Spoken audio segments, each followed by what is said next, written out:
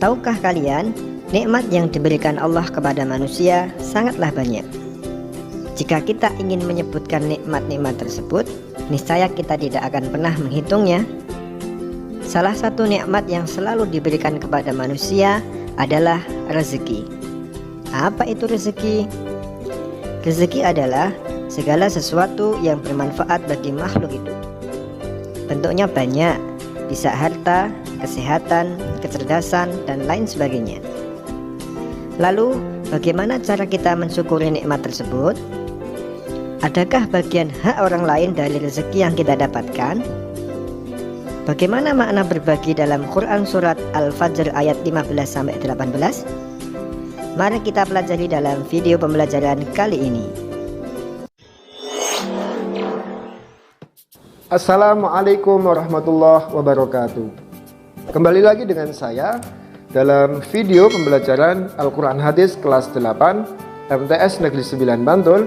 Happy Student Successful Masembah. Kemarin kita sudah belajar di bab yang pertama tentang hukum bacaan mat iwat, mat lain, dan mat alif disukun. Kali ini kita akan lanjutkan di bab yang kedua tentang ku berbagi infak dan sedekah dalam Al-Quran surat Al-Fajr ayat 15 sampai 18. Sebelum kita mulai, mari kita lihat dulu kompetensi dasar yang akan kita pelajari kali ini. Yang pertama adalah menghayati bahwa infak dan sedekah itu dapat menyucikan jiwa dan menambah keberkahan. Yang kedua adalah menjalankan sikap peduli kepada sesama. Yang ketiga adalah menganalisis isi kandungan Al-Quran surat Al-Fajr ayat 15 sampai 18 tentang infak di jalan Allah Subhanahu wa Ta'ala.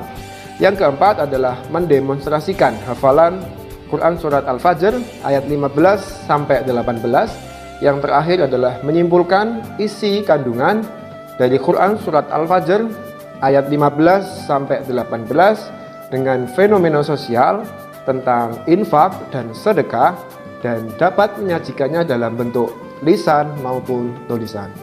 Mari kita mulai pembelajaran kali ini. Kita mulai pembahasan yang pertama, pengertian dari infak. Infak berasal dari kata anfaqo yunfiqu yang artinya adalah membelanjakan atau membiayai yang berhubungan dengan perintah-perintah Allah. Menurut Kamus Besar Bahasa Indonesia, infak adalah pemberian atau sumbangan harta dan sebagainya selain zakat wajib yang di situ tujuannya untuk kebaikan. Sedangkan menurut istilah, infak adalah mengeluarkan atau memberikan sebagian dari harta atau pendapatan untuk suatu kepentingan yang diperintahkan dalam ajaran Islam. Dan infak di sini itu berbeda dengan zakat. Kalau infak itu tidak mengenal istilah nisab atau jumlah yang ditentukan secara hukum, ya, tetapi di situ bisa dikeluarkan sesuai dengan kemampuan masing-masing. Ini adalah pengertian dari infak. Kemudian selanjutnya pengertian dari sedekah. Sedekah di sini memiliki arti yang lebih luas, tidak harus harta, ya. Ini juga bisa meliputi jasa. Bahkan senyum itu juga bisa diartikan sebagai sedekah. Kemudian kita membuang ranting ataupun duri di jalan itu juga bisa diartikan sedekah. Selanjutnya ada beberapa perbedaan dari infak, sedekah, dan sedekah. Bisa kita lihat di sini, infak dan sedekah itu tidak memiliki batasan-batasan layaknya zakat. Jadi berapapun yang kita mau berikan kepada orang lain itu tidak ada batasannya. Yang kedua adalah infak sedekah itu tidak terikat oleh aturan. Jadi kita mau memberikan kepada siapapun itu boleh. Kemudian yang ketiga, infak dan sedekah itu tidak harus berupa harta, tetapi juga bisa berupa tenaga atau pikiran, bahkan sekedar kita senyum saja itu bisa menjadikan sedekah bagi kita. Selanjutnya, ada beberapa hal yang harus kita perhatikan ketika kita berinfak dan bersedekah. Yang pertama di sini adalah ketika kita berinfak dan bersedekah, hendaklah dengan harta yang baik. Jadi kita memberikan sesuatu kepada orang lain itu harus dengan harta yang baik, dengan cara yang baik.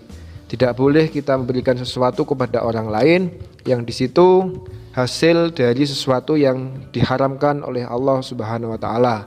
Misal kita mencuri, kemudian hasil dari curian kita infakkan dan kita sedekahkan kepada orang lain, itu tidak boleh. Kemudian yang kedua, infak dan sedekah itu hendaknya dilakukan hanya karena Allah. Di sini dijelaskan dalam Quran surat Yusuf ayat 88, dan bersedekahlah kepada kami, sesungguhnya Allah memberi balasan kepada orang-orang yang bersedekah. Jadi di sini sudah jelas bahwa ketika kita berinfak ataupun bersedekah itu hendaklah dilakukan lillahi ta'ala, hanya karena Allah Subhanahu wa ta'ala. Tidak ada embel-embel kita berinfak ataupun bersedekah karena sesuatu yang di situ selain Allah Subhanahu wa ta'ala. Selanjutnya, makna berbagi dalam Al-Quran surat Al-Fajr ayat 15 sampai 18. Kita bisa lihat di sini. Kita coba untuk membacanya secara bersama-sama. Kita mulai. A'udzu billahi minasy syaithanir rajim. Bismillahirrahmanirrahim. فَأَمَّا الْإِنسَانُ إِذَا مَا ابْتَلَاهُ رَبُّهُ فَأَكْرَمَهُ وَنَعَّمَهُ فَيَقُولُ رَبِّي أَكْرَمَنِ وَأَمَّا إِذَا مَا ابْتَلَاهُ فَقَدَرَ عَلَيْهِ رِزْقَهُ فَيَقُولُ رَبِّي أَهَانَنِ كَلَّا بَل لَّا تُكْرِمُونَ الْيَتِيمَ ولا تحاضون على طعام المسكين صدق الله العظيم. Artinya, maka adapun manusia apabila Tuhan mengujinya lalu memuliakannya dan memberikannya kesenangan, maka dia berkata, Tuhanku telah memuliakanku. Namun apabila Tuhan mengujinya lalu membatasi rizkinya, maka dia berkata, Tuhanku telah menghinakanku. Sekali-kali tidak, bahwa kamu tidak memuliakan anak yatim dan kamu tidak saling mengajak memberikan makan orang miskin. Kita coba mengartikannya secara mufradat per kata dari surat Al-Fajr ayat 15 sampai 18. Yang pertama, fa'amma, adapun, al-insanu, manusia, ida, apabila, abtalahu, mengujinya, rabbuhu, Tuhannya, fa'akramahu, dia memuliakannya, wa na'amahu, diberinya kesenangan, fayaqulu, maka dia berkata, akraman, memuliakanku. Faqadara, artinya adalah membatasinya, rizqahu, adalah rezekinya, ahanan, menghinakanku, kala, sekali-kali tidak. Bala, sebenarnya kamu, la tukrimuna, tidak memuliakan, al-yatim, anak yatim, wala tahaduna, tidak saling mengajak, tu'amil miskin, memberikan makan orang miskin. Menganalisis isi kandungan Quran surat Al-Fajr ayat 15 sampai 18. Di ayat ke-15 di sini Ibnu Katsir menjelaskan bahwa Allah mengingkari orang yang mempunyai anggapan bahwa banyaknya rezeki adalah sebuah kemuliaan. Jadi mereka beranggapan kemuliaan itu bisa dilihat dari banyak dan sedikitnya rezeki. Dan itu tentu tidak benar. Karena apa? Karena banyaknya rezeki itu bisa jadi bentuk ujian kepada manusia. Apakah dia bisa taat atau malah lupa kepada Allah Subhanahu wa ta'ala. Di ayat ke-16, ini kebalikan dengan yang tadi. Mereka beranggapan bahwa rezeki yang sempit itu adalah sebuah kehinaan. Dan ini tidak benar. Rezeki yang sempit itu adalah sebuah ujian. Apakah manusia bisa bersabar atau tidak di keadaan tersebut. Dan sungguh banyak dan sedikitnya rezeki itu Allah yang menghendaki.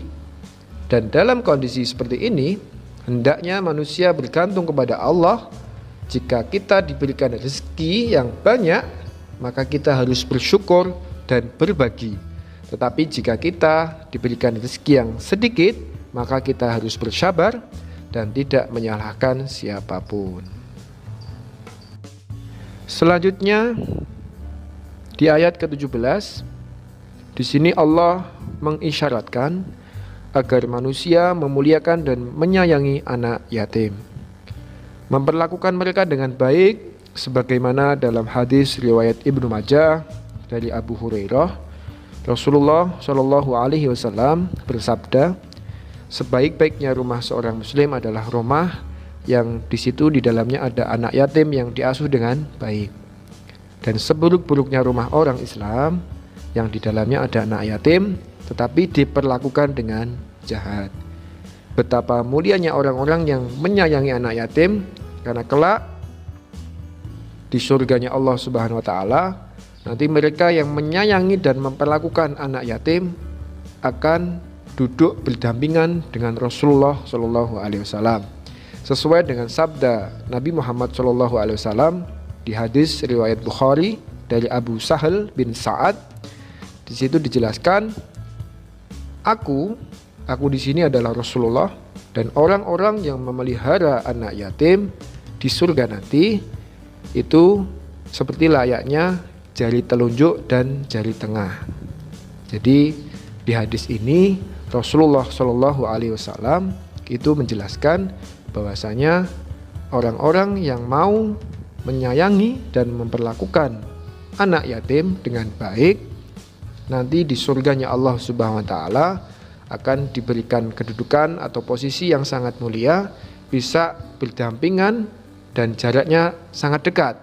Di sini diibaratkan oleh beliau menunjukkan jari telunjuk dan jari tengah. Ini kan tidak ada space-nya, jadi sangat dekat sekali gitu ya. Dan posisi ini adalah posisi yang sangat mulia karena kita bisa berdampingan dengan Rasulullah Shallallahu Alaihi Wasallam. Kemudian ayat 18. Di sini Allah memperingatkan agar manusia saling menyeru, saling mengingatkan untuk memberikan makan kepada orang miskin. Dan orang-orang yang tidak mau menyantuni anak yatim dan tidak mau memberikan makanan kepada orang miskin itu termasuk pendusta agama. Sesuai dengan firman Allah dalam Quran surat Al-Ma'un ayat 1 sampai ayat ketiga. Bismillahirrahmanirrahim. Ara'aital ladzi yukadzibu bid-din fadzalikal ladzi yad'ul yatim wa la yahuddu 'ala ta'amil miskin. Tahukah kamu orang yang mendustakan agama itu adalah orang yang menghardik anak yatim dan dia tidak memberikan makan kepada orang miskin. Jadi ini adalah penjelasan ayat 18 dari surat Al-Fajr. Demikian penjelasan materi kali ini tentang berbagi, infak dan sedekah dalam surat Al-Fajr ayat 15 sampai 18. Di video selanjutnya nanti akan kita lanjutkan untuk membahas dari surat Al-Baqarah ayat 254. Semoga bermanfaat untuk kita semua. Dari saya cukup. Wassalamualaikum warahmatullahi wabarakatuh.